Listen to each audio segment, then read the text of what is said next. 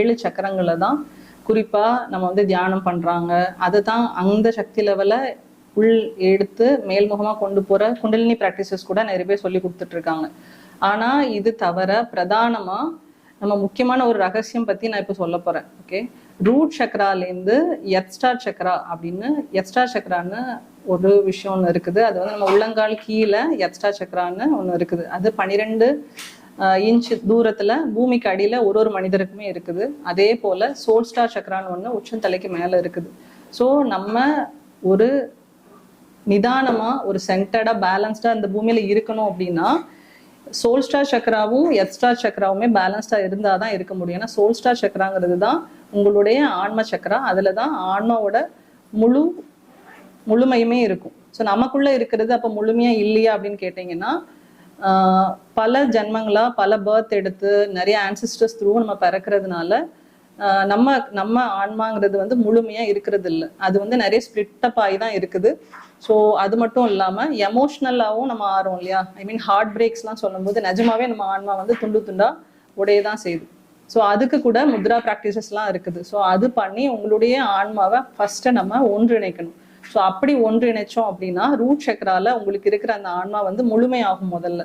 So அதுக்கப்புறம் என்ன பண்ணுவோம் அப்படின்னா இந்த 7 சக்கரங்கள் வந்து உங்களுக்கு ரூட் சக்கராலேருந்து எர்த்ஸ்டார் சக்கராக்கு நடுவில் இருக்குது. அந்த சக்கராஸ் பார்த்தீங்கன்னா அத்தலை, வித்தலை, சுத்தலை, தலத்தலை, ரசத்தலை, மகாத்தலை, பாதாளை. ஸோ இந்த 7 சக்கரங்கள்லையும் தான் நம்மளுடைய 7 ஜென்ம பாவம் நம்ம வழக்கமா சொல்லுவோம் இல்லையா. அந்த 7 ஜென்ம பாவமும் இந்த 7 சக்கரங்கள்ல தான் பதிவா இருக்குது. ஸோ நீங்க உங்களுடைய சக்தியை முழுமையாக்கி அந்த ரூட் சக்கராலேருந்து அதை ஃபர்ஸ்ட் தரையிறக்கணும்.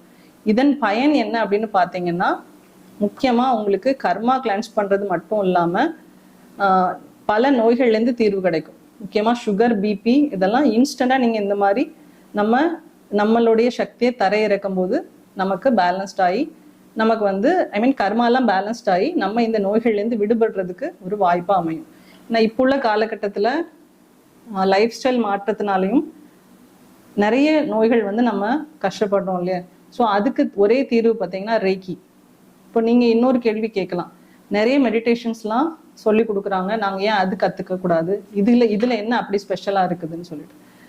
இப்போ ஒரு ஆன்மாங்கிறது என்ன அப்படின்னா முழுமையான இறைவன்லேருந்து பிரிஞ்சு வந்ததுதான் நம்மளுடைய ஆன்மா. ஓகே, ஸோ அது எப்படி பிரிஞ்சுது, அதோட செக்மெண்ட்ஸ் என்னங்கிறதுலாம் நம்ம அடுத்த பதிவில் பார்ப்போம். இப்போ ஒரு சின்ன எக்ஸாம்பிளுக்கு ஷார்ட்டாக இதை நான் சொல்கிறேன். ஸோ இப்போ ஒரு எக்ஸாம்பிளுக்கு ஒரு பெரிய தீ ஜுவாலை இருக்குதுன்னா அதுலேருந்து ஒரு சின்ன ஸ்பார்க் மாதிரி பிரிஞ்சு வந்தது தான் நம்ம ஆன்மா. ஸோ அதுவும் நான் சொல்லிட்டேன், பல திறமைகளாக நம்மளை வந்து அந்த ஆன்மா ஸ்பிளிட் ஆகி தான் நம்மளோட ரூட் சக்கரால இருக்குது. ஓகே, இப்போ இந்த ரூட் சக்கரால இருக்கிற அந்த ஆன்மாவை வந்து குண்டலினி த்ரூ வந்து மேலிருந்து நம்ம கொண்டு போய் சோல்ஸ்டார் சக்கரால கொண்டு போய் நிறுத்தணும். ஸோ இதுதான் நம்மளுடைய பிரதான நோக்கம். அது ஏன்னா நம்ம சோலுங்கிறது வந்து ஒளி உடலா இருக்குது. ஓகே, ஸோ அந்த ஒளி உடலை வந்து எப்படி சொல்றாங்க அப்படின்னா ஒரு உடலுக்கான ஆன்மா கிடையாது, ஆன்மா தான் உடலை தேர்ந்தெடுத்து வருது. அதாவது முதல்ல ஒரு ஆன்மா உருவாகிறது வந்து உங்க கருவறையில உருவாகுது. அப்போ ஹார்ட் தான் ஃபர்ஸ்ட் உருவாகும், அதுலேருந்து தான் உங்க ஃபுல் பாடியே க்ரோ ஆகும் இல்லையா. சயின்டிஃபிக்காவே வந்து நம்ம ஸ்கேன்லாம் கூட அதை தான் பார்க்குறோம். ஸோ ஹார்ட்டுங்கிறது வந்து ஒரு நம்ம உருவாகிறதுக்கு மெயின் போர்ஷனுங்கிற மாதிரி நம்ம ஆஸ்ட்ரல் ட்ராவல் இந்த மாதிரிலாம் பண்ணுறதுமே வந்து ஹார்ட் த்ரூ தான் நம்ம பண்ணுவோம். ஸோ ஹார்ட்டுங்கிறது வெறும் சக்கரா மட்டும் கிடையாது, வெறும் ஒரு ஆர்கன் மட்டும் கிடையாது. ஸோ அதுதான் ஆஸ்ட்ரல் ட்ராவலுக்கான மெயின் போர்ட்டலும் கூட. ஸோ அதே மாதிரி அந்த ஹார்ட் சக்கரா வந்து வீனஸ் அப்படிங்கிற சுக்கிர கிரகத்தோட தொடர்பில் இருக்குது. இப்போ நம்ம அந்த ஒளி உடல் நான் சொல்லிட்டே இருக்கேன் இல்லையா. ஸோ அந்த ஒளி உடல்ங்கிறது முழுமையான ஒரு ஒளி உடல்ங்கிறது 5 லேயர்ஸாக பிரிக்கிறாங்க. ஸோ அன்னமய கோஷா, பிராணமய கோஷா, விஞ்ஞானமய கோஷா, அந்த ஆஸ்ட்ரல் பாடி ஒன்று வரும். ஸோ அதை தாண்டி நம்ம போகும்போது ஸ்பிரிச்சுவல் பாடி எடுப்போம். ஸோ அந்த ஸ்பிரிச்சுவல் பாடி நம்ம எப்போ முழுமையாக நம்ம அடையிறோமோ அப்போ ஆனந்தமய கோஷால நம்ம இணைஞ்சிருவோம். ஸோ இப்போ இது எல்லாமே வந்து எப்படி நம்ம வந்து உடம்புலேருந்து பிரிஞ்சு போவோமானா பிரிஞ்சு போக மாட்டோம். நம்ம கான்ஷியஸாக எப்படி நம்ம ஆனியன் தோல் வந்து உரிப்போமோ அந்த மாதிரி ஒரு லேயராக ட்ராவல் பண்ணி தான் அடுத்தடுத்த இடத்துக்கு நம்ம போவோம். அதே மாதிரி ஒரு இடத்துலையும் நம்ம ஒன்றிணைஞ்சு போவோம். ஓகே, இங்கேருந்து அங்கே டைமென்ஷனுக்கு போகும்போது ஒரு இடத்துலேருந்து இன்னொரு இடத்துக்கு போகும்போது வந்து நம்ம இங்கேருந்து ஸ்ப்ளிட் ஆகி நம்ம பாடியிலேருந்து ஸ்ப்ளிட் ஆகி போக மாட்டோம். கான்ஷியஸாக ஒரு லேயர்லேருந்து இன்னொரு லேயருக்கு அப்படி மாறிட்டே இருப்போம். ஸோ இப்படி இந்த 5 லேயர்ஸ் ஆஃப் பாடி கொண்டது தான் ஒரு சோல். ஓகே, இப்போது நம்மளுடைய ஃபிசிக்கல் பாடி நான் சொன்னேன் இல்லையா, இந்த ஃபிசிக்கல் பாடியோட ஆரோக்கியம் ரொம்ப முக்கியம். நம்ம ஃபிசிக்கல் பாடியும் பூமியும் வேற கிடையாது. ஓகே, ஸோ ரெண்டுமே ஒன்று தான். அதை சொல்கிற விதமாக தான் ஒருத்தங்க இறந்தா நம்ம புதைக்கிறோம். அதே மாதிரி இந்த ரிச்சுவல்ஸ்லாம் பண்ணுறதெல்லாம் நீங்கள் பார்த்தீங்கன்னா ஒரு இறை ஆன்மா வந்து இந்த உடம்புல இருக்குது. ஸோ அந்த டெம்பிளை வந்து வர்ஷிப் பண்ணுறாங்க, அந்த லாஸ்ட் ரிச்சுவலுங்கிறது. ஸோ இந்த ஒளி உடல் வந்து 5 லேயர்ஸாக நான் சொன்னேன் இல்லையா, அது வந்து 7 சக்கரங்களாக அடுத்து பிரியுது. ஸோ இந்த 7 சக்கரங்கள் பார்த்தீங்கன்னா கிரவுன் சக்கரா, தேர்ட் ஐ சக்கரா, ஹார்ட் சக்கரா, சோலார், சாக்ரல், ரூட். ஸோ இப்படி 7 சக்கரங்கள். இது மெயின் சக்கரா, நம்ம உடம்புல இருக்கிற மெயின் சக்கரா. இந்த மெயின் 7 சக்கரங்கள் தான் நம்ம ஒரு டைமென்ஷனுக்கு பயணிச்சு போகும்போதும் ஒரு மாதிரி மாறும். ஐ மீன் முதல்ல சர்க்கிள் மாதிரி இருந்துச்சு அப்படின்னா அது வந்து அதுவே ஸ்கொயர் ஷேப்பில் 2 டைமென்ஷன், 3 டைமென்ஷன், 4 டைமென்ஷன் அந்த ஷேப் வந்து மாறிட்டே இருக்கும். இந்த ஒளி உடல் முழுசா நீங்க மாறும்போது என்ன நடக்கும் அப்படின்னா நம்ம மெர்கபா அப்படின்னு ஒரு ஒளி உடல் வந்து ஃபார்ம் ஆகும். அதாவது கீழ்முகமான ஒரு பிரமிடு. ஓகே, இந்த மாதிரி ஒரு பிரமிட் கீழ்முகமா ஃபார்ம் ஆகும். அதே மாதிரி மேல்முகமாகவும் ஃபார்ம் ஆகும். அப்படி நம்மளை சுற்றி ஃபார்ம் ஆகும்போது ரெண்டும் மர்ஜ் ஆச்சு அப்படின்னா சிவசக்தி இணைப்பு தன்மை நடக்கும்போது உங்கள் க்ரௌன் முழுமையாக ஓப்பன் ஆகும். அந்த நேரம் என்ன நடக்கும்னா இந்த கீழ்முகமான இந்த பிரமிட் ஷேப் சொன்னேன் இல்லையா, அது வந்து ஆன்டி கிளாக் வைஸ் ரொட்டேட் ஆகும். மேல்முகமாக இருக்கிற அந்த பிரமிட் வந்து கிளாக் வைஸில் ரொட்டேட் ஆகும்.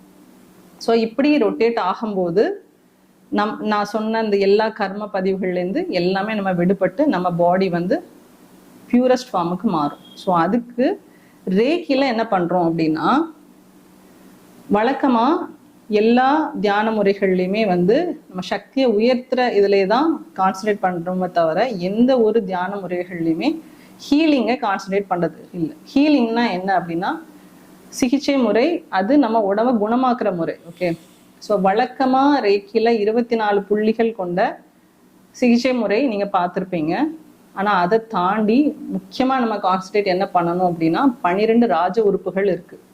ஓகே, அந்த 12 ராஜ உறுப்புகள் எந்த அளவுக்கு ஆரோக்கியமாக இருக்குதோ அதுதான் உங்களுடைய ஆரோக்கியத்தையுமே டிசைட் பண்ணும், உங்களுடைய வாழ்நாளையுமே டிசைட் பண்ணும். ஸோ இந்த ரேக்கியில் நம்ம ஃபஸ்ட்டு ஆர்கன்ஸ் ஹீலிங்லேருந்து ஆரம்பித்து அப்புறம் சக்ரா ஹீலிங் பண்ணிவிட்டு சக்ரா பேலன்சிங் பண்ணும். ஸோ அந்த மாதிரி பண்ணிவிட்டு ஒரு ப்ரொடெக்ஷன் ஷீல்டு போடும்போது நம்ம படிப்படியாக, இப்போ நான் சொன்னேன் இல்லையா, நம்ம ஆன்மா வந்து உடஞ்சி பிரிஞ்சு ஸ்பிளிட்டடாக தான் இருக்கு. ஐ மீன் சோல் ஃப்ராக்மெண்ட்ஸ்னு சொல்லுவோம் அதை. ஸோ அதை ஒரு முழுமையாக மாற்றிட்டு நீங்கள் கொஞ்சம் கொஞ்சமாக ஹீல் பண்ணும்போது பல தலைமுறை இருந்த அந்த பாவங்களும் சரியாகும், நோய்களும் குணமாகுது. ஸோ இது ப்ராக்டிக்கலாக நானும் எனக்கு லைஃப்லேயும் பார்த்துருக்கேன், என்னோட ஸ்டூடெண்ட்ஸ் லைஃப்லேயும் பார்த்துருக்கேன். ஸோ இதை வந்து நம்ம அதிகமாக செஞ்சு காட்டுறத விட இது உணர்கிற விஷயம். ரேக்கிங்கிறது நம்ம செஞ்சு ப்ராக்டிக்கலாக காமிக்க முடியாது, அதிகமாக நான் உணர தான் முடியும். இப்போது என்னோட யூடியூப் சேனல் வந்து போதி மைண்ட் ரேக்கி. ஸோ அது ஏன் போதி மைண்ட் அப்படின்னு பேர் வந்துச்சு அப்படின்னா, நான் வந்து 3A இனிஷியேஷன் ரேக்கி எடுத்தப்போ இந்த ஃபோட்டோவில் இருக்கிற குவானின் மாஸ்டரை நான் வந்து கனவுல பார்த்தேன். ஸோ அவங்களோட கைடன்ஸில் தான் இப்போ கிளாஸஸ் எல்லாம் எடுத்துகிட்ருக்கேன். ஸோ ஈவன் ஃபஸ்ட் லெவல் தீட்சை கூட ஒரு மெடிடேஷன் ஒன்று கொடுக்குறேன். அது வந்து முதல்ல நான் மாஸ்டர் என்னோட மனக்கண் வழியாக நான் எந்த மாதிரி பார்த்தேனோ அதுதான் கொடுக்குறேன். அந்த நிலையில் எல்லாருக்குமே மாஸ்டரோட ப்ரெசன்ஸும் தெரிஞ்சிருக்கு. ஸோ அந்த மாஸ்டரை கனெக்ட் பண்ணுறதுக்கு மந்திரம் சொல்லலாமா? இது தனியாக ஒரு டாபிக் சொல்லுங்கள்.